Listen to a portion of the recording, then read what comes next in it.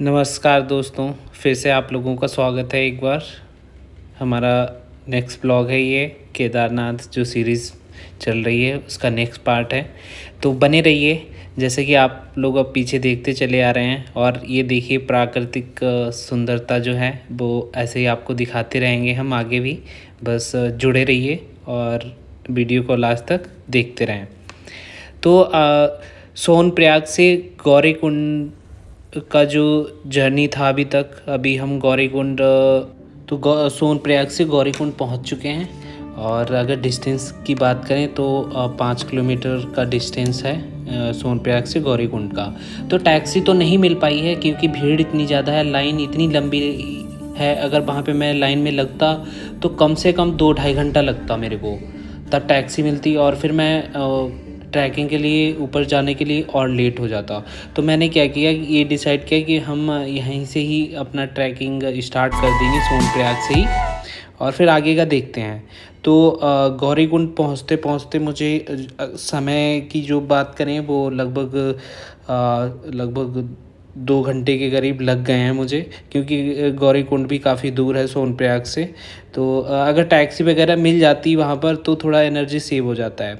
तो अब गौरीकुंड पहुँच गए हैं, मेन ट्रैक स्टार्ट करते हैं। ये यहाँ से केदारनाथ इन्होंने बोर्ड पे जो लिखा है वो 14 किलोमीटर लिखा हुआ है, ठीक है। तो जय भोलेनाथ। अब स्टार्ट करते हैं हम लोग ट्रैकिंग यहाँ से।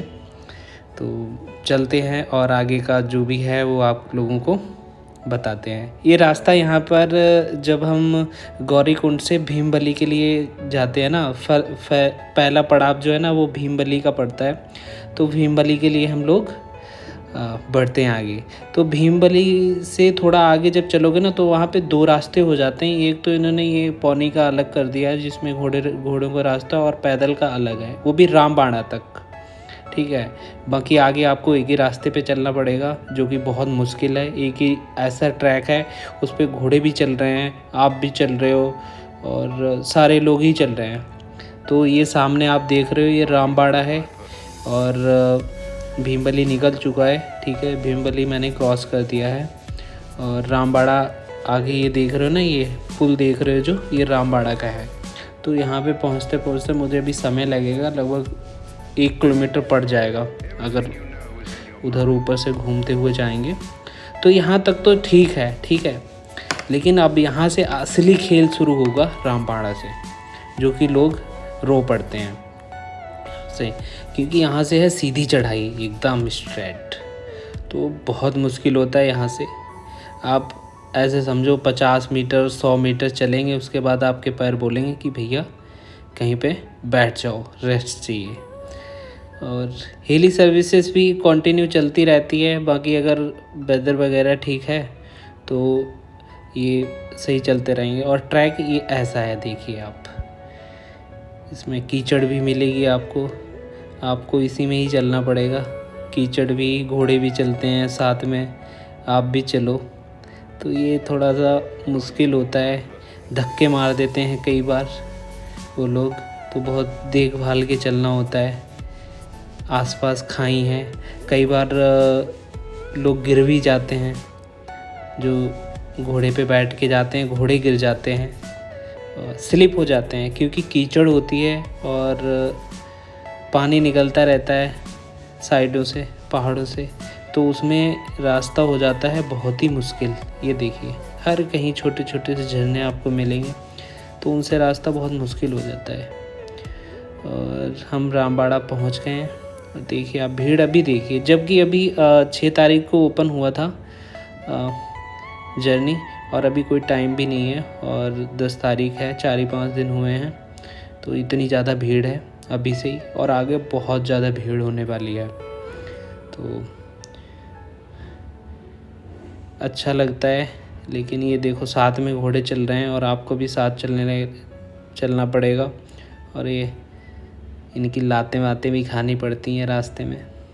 ये देखिए ग्लेशियर, ये ग्लेशियर पिघलते हैं ना, इनका पानी आता है ट्रैक पर, रोड पर जिस पे हम चलते हैं, तो हो जाती है कीचड़ और स्लिप। और सबसे इम्पोर्टेंट आपको एक चीज़ बता दूं मैं कि अगर आप कैपेबल नहीं हो चलने के लिए, ठीक है, शरीर से स्वस्थ नहीं हो, आपको कार्डियक का प्रॉब्लम है, बीपी का इशू है, ठीक है, कार्डियक मतलब दिल की बीमारियां जो होती हैं वो, उनसे आप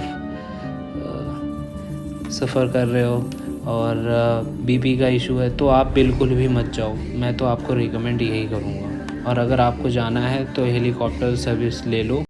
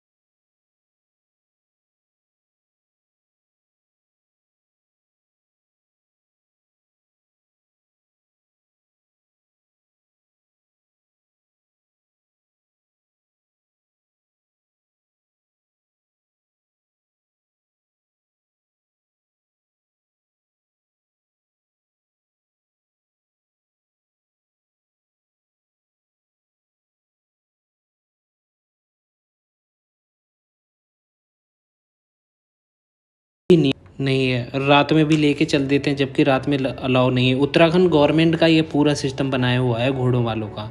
आप इनको कोई फ़र्क नहीं पड़ता, गिर जाओ आप पहाड़ों के नीचे, मर जाओ, कुछ भी हो जाए तुम्हारे साथ, इनको कोई फ़र्क नहीं पड़ता है। अब यहाँ पे हम रामबाड़ा पहुँच चुके हैं। ये मंदाकिनी नदी पीछे आप लोग देख रहे हो, कितने अच्छे सरल स्वभाव से बह रही है आराम से। इसकी आवाज़ तो मनी मग्न-मुग्ध हो जाओ आप, सुन लो एकदम सुकून सा। देखो आप, और ये ऊपर से ही केदारनाथ का जो मंदिर है वहाँ से पास से ही निकलती हुई आती है, और इसके ही साइड से हम लोग साइड से जाते हैं मंदिर के लिए, केदारनाथ। और यहाँ से हम आगे बढ़ते हैं। ये फिर से ग्लेशियर आ गया है 2-2.5 किलोमीटर चलने के बाद। ये पिघलने की सबसे बड़ी मुसीबत तो यही है, ये पिघलते हैं, इनका पानी आता है ट्रैक पर, रोड पर, और फिर हो जाती है कीचड़।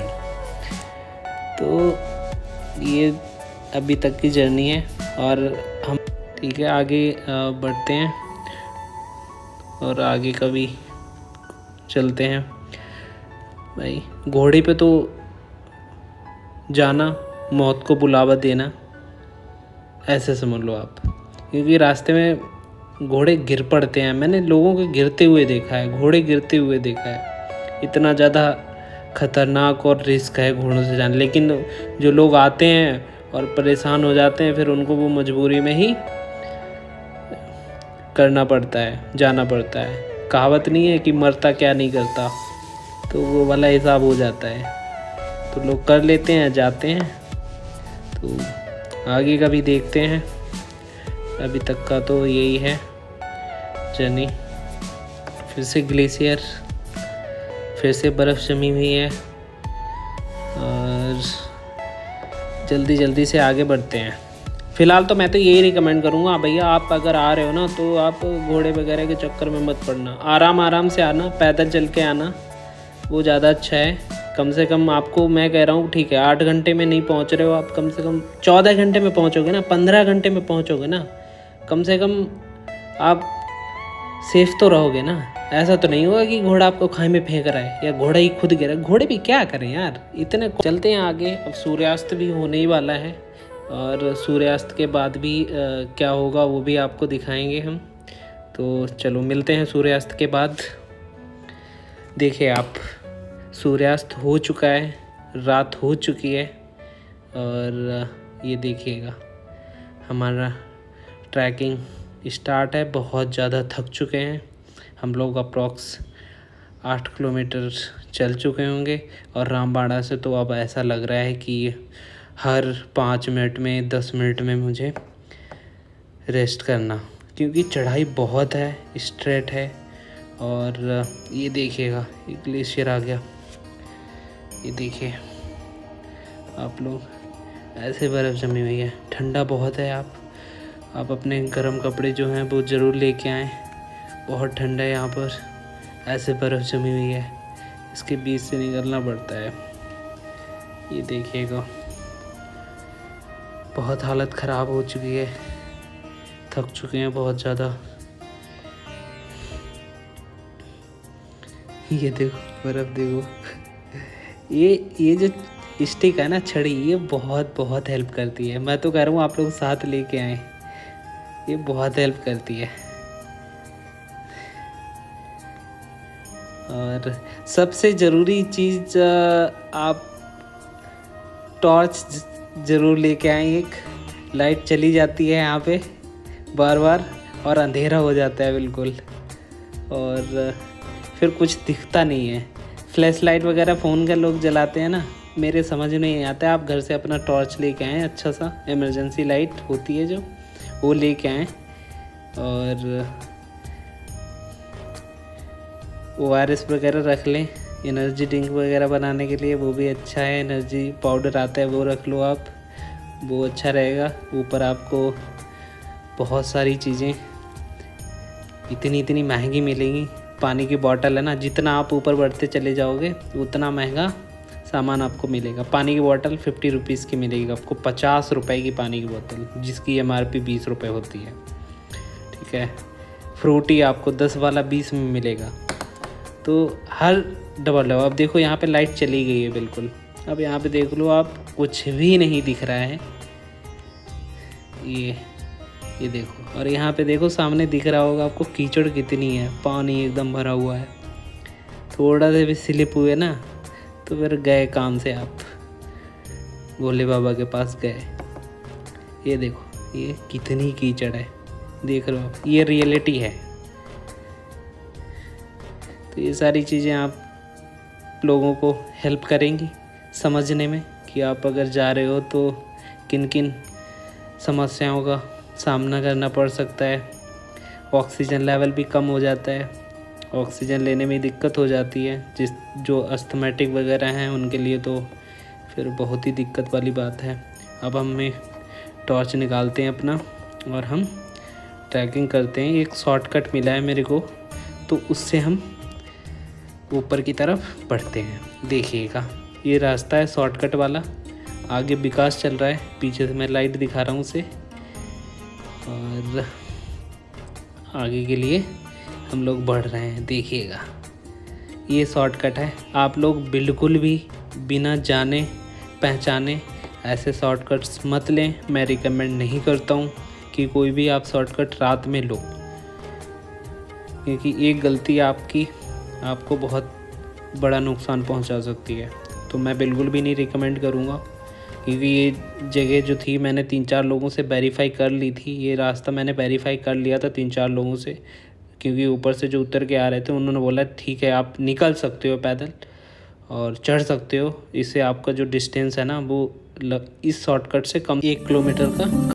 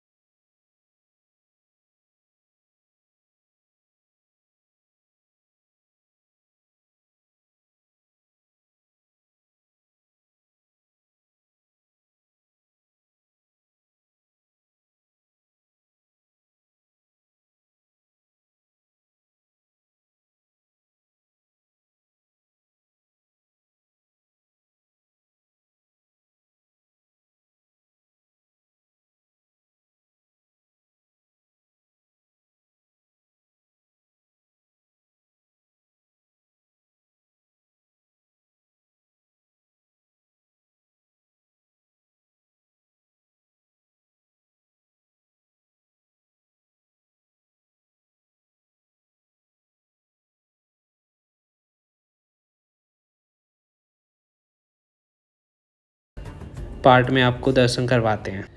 अगर वीडियो पसंद आई तो लाइक, सब्सक्राइब और शेयर ज़रूर कर दीजिएगा।